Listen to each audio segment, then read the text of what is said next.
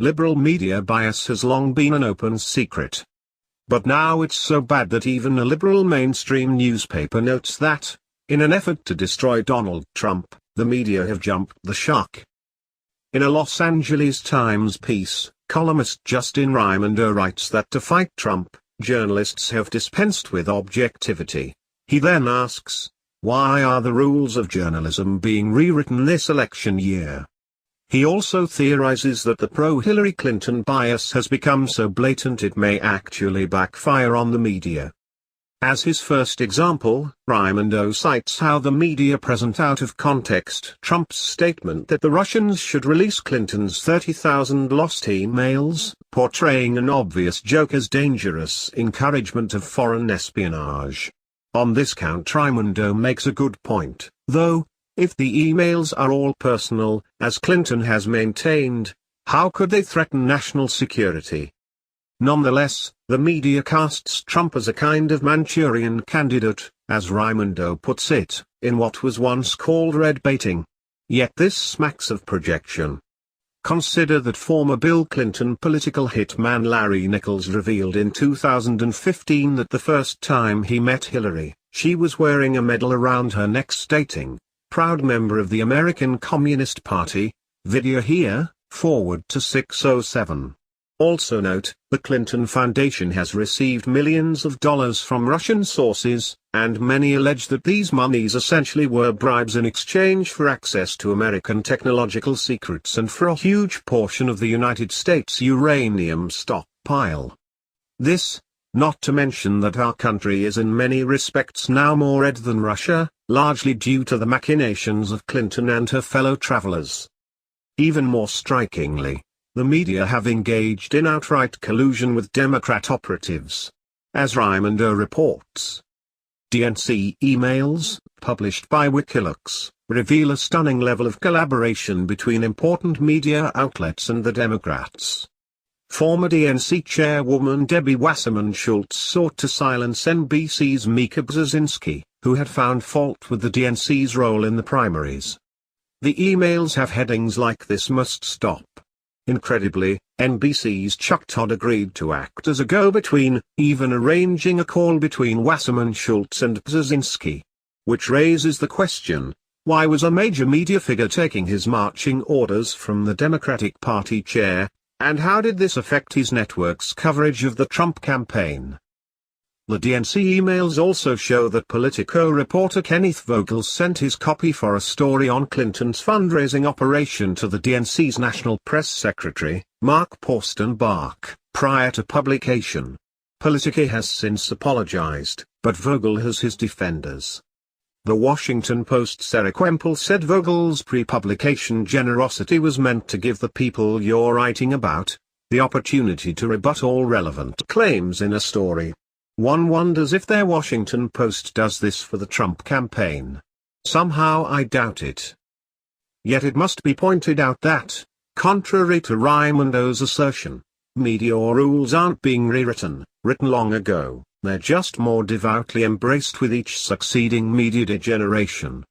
For example, in 2004, famed newsman Dan Rather's career was ended when it was discovered that he had peddled forged documents purporting to show that President George W. Bush had shirked his Texas Air National Guard duties in the 1960s and 1970s.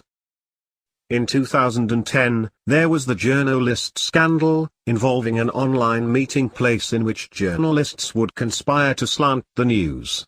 This proved that not all media bias was unintentional. The media happily reported the claim that World War II-era Pontiff Pius XII was Hitler's pope. Yet they just as happily ignored an even bigger story, the 2007 revelation that the allegation was a malicious fabrication promoted by a Soviet disinformation campaign. While the media can't let go of the Catholic Church sex scandal, they ignore the child sex abuse in government schools, a phenomenon a federally funded study found was 100 times the magnitude of the church scandal. In fact, the researchers evaluated a certain time period and discovered that California's 61 biggest newspapers ran 2,000 stories about the church scandal but only 4 about the school scandal. the media gratuitously report stories of police shootings of black criminal suspects, despite these occurrences having declined 75% during the last few decades. Yet while the police not only shoot more whites but, according to studies, are actually more likely to do so, such events are never widely publicized. This lends the illusion that blacks are under assault, creates racial unrest, and has led to the retaliatory murder of cops. In 2012, NBC heavily doctored George Zimmerman's 911 call in a manner many describe as malicious, as it did a cut-and-paste job that made him appear bigoted.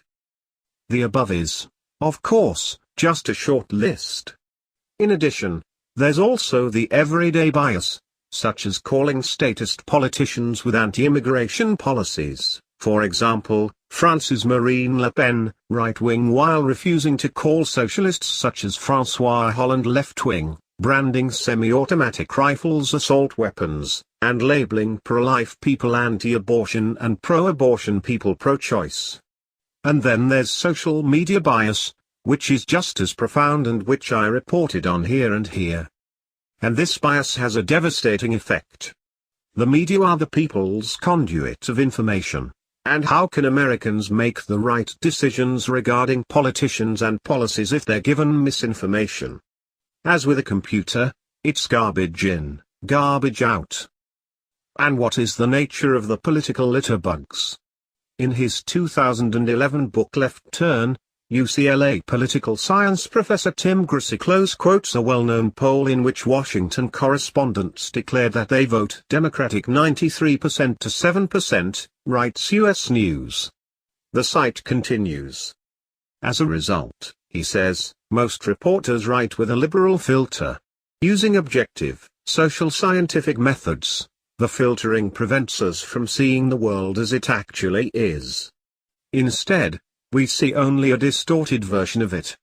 It is as if we see the world through a glass that magnifies the facts that liberals want us to see and shrinks the facts that conservatives want us to see. He adds, that bias makes us more liberal, which makes us less able to detect the bias, which allows the media to get away with more bias, which makes us even more liberal. And this sways elections.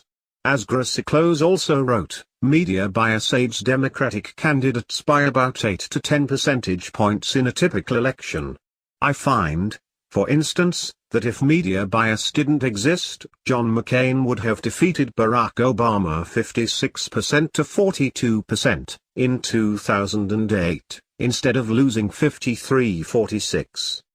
I've often quipped that the Democrats have the world's most effective public relations team, the US media. And what of Raimondo's theory that their now bare-naked bias may inspire a backlash that elects Trump? Such a phenomenon would likely just diminish, but not completely negate, the Democrat buttressing effects of media manipulation. With only 6% of Americans approving of the media, though, Trump would be wise to portray himself as the opponent of this fourth estate come fifth column. It's morally fitting, too, to run against a group that is running against